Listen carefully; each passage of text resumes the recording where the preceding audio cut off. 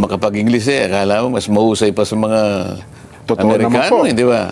Kilala naman nila tayo dyan, ano? Wala naman tayong mga objectives na halimbawa magpasikat tayo. Isang araw pa lang eh. Laying the predicate pa lang, nga sabi niyo, Sen. Biglang kung ano-ano na yung bakit sabi nung isang broadcaster, di ba, ilalaki yung palaging kahit na hating gabi nakasalamin na pang-araw.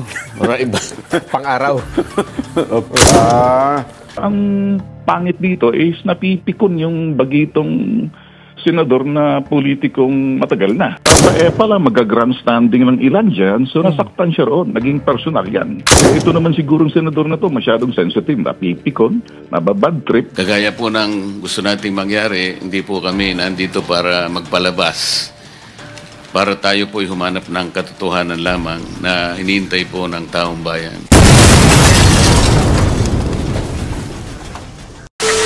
Well, sa mga kaibigan, nandito na naman tayo sa ating reaction video. Well, sa araw na ito mga kaibigan, ay ating pag-uusapan ang bangayan ng isang broadcaster at isang senador. Well, nagugat ang isyong ito mga kaibigan pagkatapos ng hearing sa first hearing ng Blue Ribbon Committee, kung saan ang isang broadcaster mga kaibigan ay nagkomento na ang hearing na yan ay paipa lang, pakyaw-kyaw, pag-grandstanding at pasikat lang. Well, dahil dyan mga kaibigan ay hindi ito pinalampas ng isang senador at sinagot ang pahayag ng broadcaster.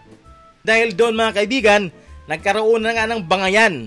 Well, sumagot ang senador sa mga pahayag ng broadcaster na yun. At dahil doon, sa video na ito mga kaibigan, ay ating ipakita ang sagot din, ang birada din ng broadcaster sa mga sinasabi ni Marcoleta. Well, pero bago natin panoorin ang video mga kaibigan sa panayam kay Bintulfo sa sagot niya sa birada ni Marcoleta sa kaniyang unang pahayag, ay mamaya atin ding bibigyan ng reaction ang ginawang eksena ni Rapi Tulfo kahapon sa Blue Ribbon Committee na nagkaroon na ng unfair.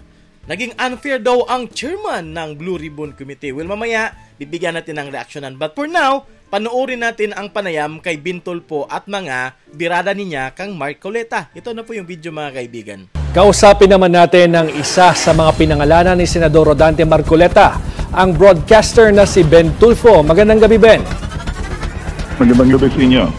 Ay, diretsahang tanong na sa iyo, Ben, no? May galit ka ba kay Senator Marcoleta? Ayan. Hindi naman. I think may problema lang siguro dito. I believe that we have the same, direction, but different siguro destination. Pinersonal na natin dito ni Senator Marcoleta sa kanyang Blue Ribbon Committee when I said something like, pwede naman mag-conduct ng separate investigation ng ating ombudsman whether may nakaupo na o wala na kasi mandato ng ating ombudsman yan eh. So separate investigation gagawin ng ombudsman. They can do a self-initiated investigation. And at the same time, pwede na sila mag-conduct ng fact-finding if not. So yun na nga mga kaibigan, no? Ang point ni Bintulfo mga kaibigan ay itapo na diretso ang issue sa ombudsman. Hindi na idaan sa mga hearing dyan sa Blue Ribbon Committee. Ayan, so yun ang point niya. Kaya parang sinasabi niya, ang mga ginagawa dyan sa hearing na dyan ay parang kyaw-kyaw, paipal, pag-standing lang. Pero remember mga kaibigan, si Bintulfo ay tumakbong senador last election. What do you think kung naging senador siya? Ganun pa rin ba ang kanyang stand? Ang kanyang pronouncement? Na yun na nga, wala nang dapat maghiring-hiring dyan, diretso na ombudsman? Ano sa tingin nyo mga kaibigan? Ganun pa rin kaya o hindi? Well, tuloy natin ang video mga kaibigan. Preliminary investigation, tawagin na mga sangkot. Ngayon, nasabi ko na posible, pala mag-grandstanding ng ilan dyan, so nasaktan siya roon, naging personal yan. Ito naman sigurong senador na to, masyadong sensitive, napipikon, nababad trip, ginagamit yung pang kanyang TV program sa istasyon nila, nabinanatan ako. So ako naman, the more na I would, as a broadcaster, meron naman akong karapatan magpahayag. Pero Because Ben, ng trabaho natin. pero Yes. Ben, may pinatutungkulan ka ba kung sino itong mga nagpapaepal dyan sa Senate Blue Ribbon Committee? Kasi nabanggit din ni Senator Marcoleta, even your brothers, no, ay kabahagi nito. Well, it's like this. Alam natin siguro dito ang gagawin ng Senate Blue Ribbon Committee. At the end of the day, matapos ng kanilang investigation, i-forward ba na yan sa ombudsman eh? Ang in aid of legislation naman ang Senado. Nasasanay ng mga tao sa ganyan eh. So titingnan natin ano ba So ang point ni Bentol po mga kaibigan ay katulad before, may mga hearing-hearing, wala naman nangyari daw. Yun ang point niya. Pero para sa akin mga kaibigan, no, iba to si Marcoleta. Seryoso to. Hindi yung tipong pang-grandstand lang. At napatunayan natin yan nung panahon nung hearing sa Kongreso. Nung issue sa ABS-CBN. Napatunayan natin yan, di ba? Kumbaga ang prinsipyo niya, kung ano ang tama, doon. Kung ano ang mali, mali. Ganun siya. Kaya para sa akin, itong hearing na gagawin sa Blue Ribbon Committee ay hindi to pakyaw-kyaw, pag-grandstanding, paipal. Ito ay seryoso mga kaibigan.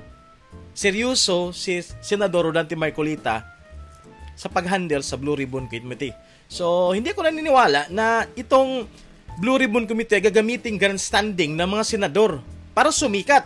I don't think so. So, tuloy natin. talagang ratio ng mga napoprosecute pag dumadaan sa Senate Blue Ribbon Committee. I-research niyan, ilang percent.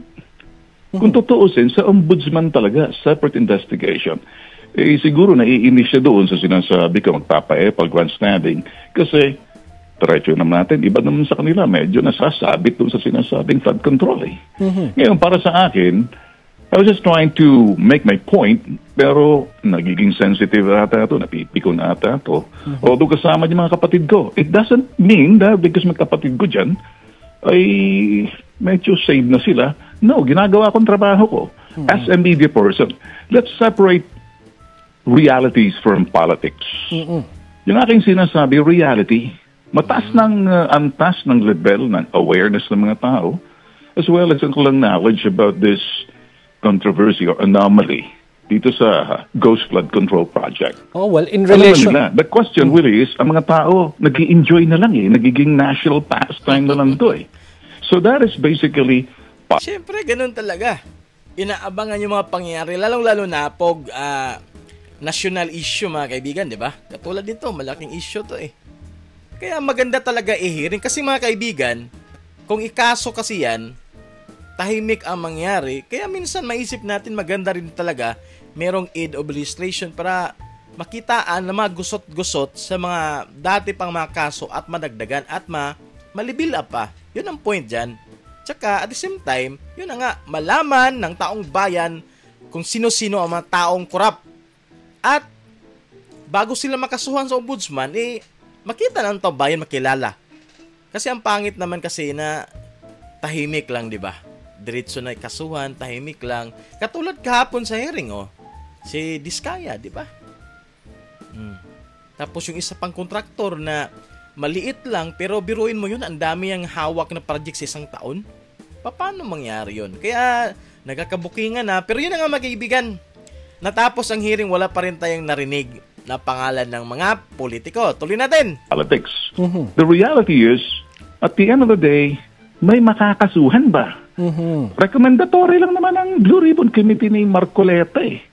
They will recommend whether in aid of legislation, kung may nakita silang dagdagan pa ang batas, or mag-recommend sila for sino yung sasubmit nilang mga pangalan for prosecute. At the end of the day, it's still the ombudsman.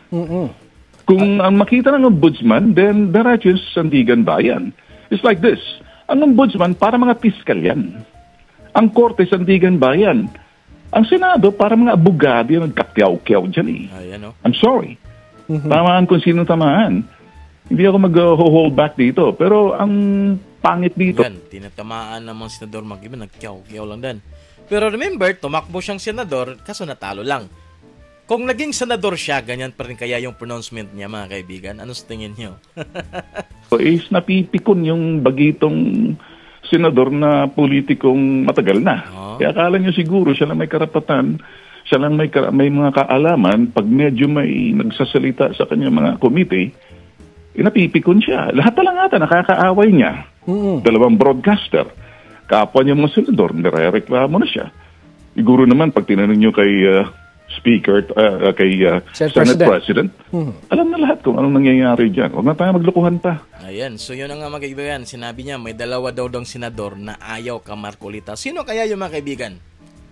Yung senador na yun. Tsaka broadcaster. Alam naman natin sino nga binirada. Kasi alam naman natin to si Marcolita, mga kaibigan, pag may kumakante, bumabanat din yan eh. Pero ang maganda lang sa kanya, mga kaibigan, ano talaga? Pagtrabaho. Yun lang believe ko sa kanya, mga prinsipyo niya ba? Hindi yung tipong umiiyak pag may bumibira, pero pag dating sa trabaho, wala din namang ginawa. Pero ito, iba to. Straightforward to si Marcolita, mga kaibigan. Kaya kaabang-abang nga yung Blue Ribbon Committee na yan. So yun na nga, mga kaibigan. Unang bumanat, si Bintulpo. Sumagot si Marcolita at ngayon nga sa panayam kang Bintulpo at bumirada ulit. Titingnan na natin kung sasagot ba si Marcolita sa mga birada ni Bintulpo ulit. So ang mangyari na ito, mga kaibigan, yun na nga. Mayroon ng banggaan. Marcolita versus Bintulpo. Abangan natin pang mga banggaan sa susunod pang mangyayari, mga kaibigan. Sa susunod ng kabanata, mga kaibigan. So yun na nga. Ito naman kahapon, may nangyaring eksena. Kasagsagan ng hearing ay may nagreklamo na unfair daw ang pag-handle ni Marcolita sa hearing na yon. Oo, kasi nga daw, ang iba, ang tagal, pero siya ang bilis lang. Yun na nga, wala na iba tayong pinaparinggan dito, kundi si Senador Rapi Tulfo kahapon. Alam naman natin, nakita nyo naman. So, ang masabi ko lang, mga kaibigan, siguro, nandun ba siya sa starting ng hearing? Kasi sinabi na nga ni Marcolita, di ba, na on the line, nakalista, then tag 5 minutes. Kasi yung unang hearing, mga kaibigan, short sa time yun eh. Short sa time. So, anyways, in-explain naman ni Marcolita. Well, panoorin natin ng video kung ano talaga nangyari kahapon. Ito na pong video, mga kaibigan. Mr. Chair, Mr. Chair, excuse me. Mr. Chair, because the last time I was here, I was only allowed 2 questions by you. And yet, mga kasamahan ko rito, bilang respeto sa mga kasamahan ko, they were allowed na 1 to sawa. Dapat maging fair ka, Mr. Chair. Pag sinabi mong 2 questions, 2 minutes talaga, you have to stick with it. Ayan guys, parang nangyari nito, mga kaibigan, ano na? Dalawang Tulfo versus Marcolita. Mainit sila ka Marcolita, no? So I think yung sinasabing dalawang senador na ayaw sa kanya, isa siguro si Rapi Tulfo doon sa sinabi kanina sa panayam kay Bintulpo. Sino ang pangalawa? I think si Kiko Pangilinan or Tito Soto or sa minority. We don't know. Pero klarong-klaro naman dito, mga kaibigan, di ba? Nagreklamo si Rapi Tulfo. Tuloy natin. Pero ba na news, mga kaibigan?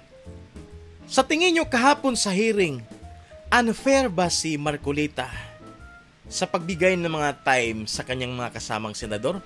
Paki-comment po, mga kaibigan, kung ano masasabi nyo kahapon. Fair, Mr. Chair. I am fair kasi nandito ka sa... No, kasi nung last time sabi mo sa akin 2 questions lamang. Sabi mo 1 question. Sabi ko, tinitipid mo ako, sabi mo 2 questions. And now, pinapayagan mo kahit na ilang questions. Be fair, Mr. Chair. Teka muna, bago tayo magkaroon ng impression na walang fair dito. Noon, sinabi ko na in the earliest statement na como nag-uumpisa tayo noon at kinakailangan nating mabakate ang plenary at exactly 2:15, kaya tayo nagmadali. Kaya naman sabi ko sa inyo, pasensya na muna. Ngayon, sa dami ng gustong magtanong, kaya binigyan natin ng tigpa 5 minutes ngayon. Kaya lang, I am following a schedule here. Ito pa yung nandito kung wala na si Senator Marcos, tapos ka na. Mr. Chair. Mr. Chairman, I made the motion, Mr. Chairman. I have a pending motion, Mr. Chair. I second the motion. And Hindi, duly kasi seconded, tapusin Mr. Chair. muna natin yung bitin na kasi hindi tayo, na para tayo nagpapatintero, Madam Kowa Ang tinatanong napakasimple lang, paano nyong inaudit yung ghost? Yan. Bago po bayaran ng COA yan, pipirma ang resident auditor. Pati yung area auditor ninyo, meron kayong area director Ibig nyo sabihin na bayaran ito nung walang pumirma na auditor? Your Honor, ganito po yung procedure natin. Wala na po tayong pre-audit, kaya po ang nagbabayad ay ang pumipirma na lang po. Wala akong pakialam sa pre-audit. I'm not asking you about the pre-audit. Meron kayong post-audit eh. Yes, Your Ito Honor. nangyari, ghost project eh. Opo. Tapos na tapos pero walang nangyari. Ang tinatanong namin sa'yo, sino ang pumirma? Bago mapirmahan yun, meron certificate of acceptance, merong certificate of completion, pipirma ang resident auditor. Hindi po pipirma ang resident Anong gagawin ng Your COA? Honor. Post-audit nga lang po. Kaya po... Ano nga yung post-audit? In your charter, Opo. magkaintindihan tayo. Ito yung inyong charter, sample of services listed in COA Citizens Charter. Financial audit, performance audit, compliance audit, fraud audit, special audit, notice of disallowance, notice of charge, notice of suspension. Among these, alin ang akma doon sa performance ng contract? Yan. Nasaan kayo? Papasok po siya sa compliance, sir. Sus Mariosep, Opo. wala nga ang compliance eh. Ganito po, Your Honor, marami pong observation ng mga auditors natin pagdating po sa compliance nila sa procurement. Sinong mag-a-avail ng compliance? Sino yung auditee? DPWH po sa case po natin ngayon, Your Honor. So anong nangyari? Marami pong observation ng mga auditors natin, sir, pagdating po sa compliance nila ng 9180. Kapag ba ang chairman mismo pumunta rito, he can present better questions than you, answers than you? Pareho lang din po yung isasagot, Your Honor. Kasi ganun Pareho po yung proseso isasagot natin. Opo. O, sandali lang. Let us follow the... Mr. Chair. Mr. Chairman, Mr. Chair. I'm now being tempted to raise a point of order, Mr. Chairman. I made a motion duly seconded, Mr. Chairman, kasi nga kung... to subpoena, Mr. Chairman, today, Mr. Chairman. I'm asking it today because they said they if that will fix it help us, today. okay. Any second? Yeah, it was already seconded, Mr. Chairman. There's a motion and there's second. The motion is approved. Then let's Thank you, continue Mr. with the questioning. Mr. Chair. Sir, kasi yung 5 minutes ko, maraming sumingit. Last na lang, isa lang. Hindi, kasi maigsi. hindi na makakaano itong mga kasama natin. With the permission of Senator Tulfo. Senator Tulfo, maigsi lang. Maigsi lang. Ha? Di ba, Mr. Chair? Kasi sabi ng, Mr. Chair, sabi ng COA. Teka muna, with the permission of Senator Tulfo. Ayan. Okay lang? Clarification, Mr. Chair. Akala ko po ako yung... O, di ba? Anong pasaring ni Marcoleta? Wait lang. Senator Tulfo, okay ba? Kasi nga nagreklamo siya, di ba? So, yun na nga mga kaibigan, ang init kahapon ng hearing, ito pa, nagreklamo pa si Rapi Tulfo na unfair daw ang pag-handle ni Marcoleta sa hearing kahapon. So, ano masabi niyo mga kaibigan? Unfair ba talaga ang pag-handle ni Marcoleta sa mga schedule na nangyari kahapon sa hearing o hindi? Paki-comment po mga kaibigan. Yun po yung video natin sa araw na ito regarding sa banatan, sa clash ni Marcoleta versus Bintulfo. At isa pa nga, sumakay pa ang kanyang kapatid na si Rapi Tulfo. Ano mangyari nito? Marcoleta versus the brothers of Tulfo na ba ang mangyari nito mga kaibigan? Well, abangan natin kung ano pang mangyari sa susunod na mga kabanata. Kung magkaroon pa ba ng sagutan, kasi nga, unang bumirada ang broadcaster nga si Bintulfo at sumagot si Marcoleta. At kanina, pinakita natin sa panayam kay Bintulfo ay sumagot na naman siya kay Marcoleta. So, abangan na naman natin kung sasagot ba ulit si Marcoleta sa mga birada ni Bintulfo. Yun na nga mga kaibigan, agree ba kayo sa pahayag ni Bintulfo na yun na nga dapat, wala na dapat ang hearing, doon na sa ombudsman. Pero ito yung masyadong conflict mga kaibigan kasi nga, alam naman nating tumakbo siyang senador. So what if naging senador siya? Ganon pa rin ba ang kanyang stand na dapat pag may mga ganyang issue, idiretso na sa ombudsman at hindi na magkaroon ng hearing sa Senado? Ano sa tingin niyo mga kaibigan? Magkaroon kaya ng pagbabago ang kanyang stand o hindi? Paki-comment po kung ano masasabi niyo. So ano masasabi niyo mga kaibigan sa bangayan ni Marcoleta at Bintulfo? Ito ba ay may positive na impact sa hearing sa Blue Ribbon Committee? Ayan. Or magkaroon ito ng hidwaan na sabihin nating bago pa si Marcoleta, di ba? So magiging ano na ba to? The battle of the brain? Parang ano ba? Clash na between Marcoleta and Tulfo. So hindi na ba ito maayos? Tuloy-tuloy na ba na magkaroon na talaga ng bangayan? Kasi isipin natin si Marcoleta may TV station, si Bintulfo meron din. So meron silang mga social media outlet na doon ibibigay ang kanilang mga pahayag. So yun na nga, mainit na nga ang issue sa flood control at yun na nga, nagkaroon pa ng bangayan ang broadcaster na si Bintulpo at si Marcolita. So, nakikita naman natin mga kaibigan, sinabi na nga ng mga kasama ni Marcolita sa kanyang TV station na parang pinag-iinitan kasi bagito pa, parang kinaiinggitan kasi hinawakan niya ang pinakamatigas na committee wherein the Blue Ribbon Committee, mga kaibigan. So ano sa tingin nyo mga kaibigan? Tama bang ibinigay ka Marcolita ang posisyon, ang chairmanship na Blue Ribbon Committee? Bagay ba akma ba sa kaniyang personalidad? O kasi kung iisipin natin, parang maraming naiinggit. So paki-comment po kung bagay ba sa kanya ang komite na yan o hindi. So yun lang po yung video natin sa araw nito regarding sa clash ni Marcolita at Bintulpo at yun na at the same time sumakay pa ang kanyang kapatid na si Rapi Tulfo. So abangan natin ang susunod kabanata kung meron pang bangayan na mangyari ulit by the next few days. So kung nag-enjoy kayo sa ating video, huwag kalimutan mag-like, share, and subscribe. And until next time po mga kaibigan, bye-bye!